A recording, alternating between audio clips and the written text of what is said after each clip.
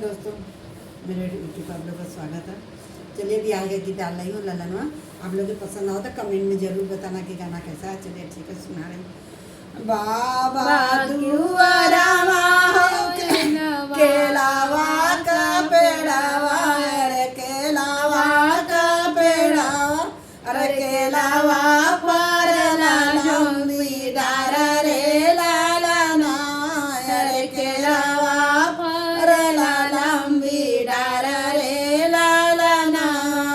माई जे होती केला बेचवावती, अरे केला बेचवावती, अरे पापा का काठी न करे जा रे लालना, अरे पापा का काठी न करे जा रे लालना।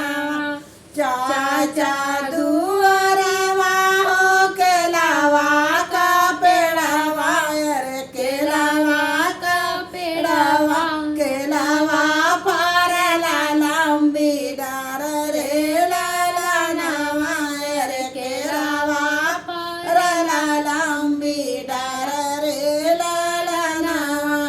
चाची जे होती केला बेचवावती, अरे केला बेचवावती, अरे चाचा का काठी न करे जा रे लालनावा, अरे चाचा का काठी न करे जा रे लालनावा। भैया दुआरावा हो केलावा का पेड़ावा, अरे केलावा का पेड़ावा, अरे केलावा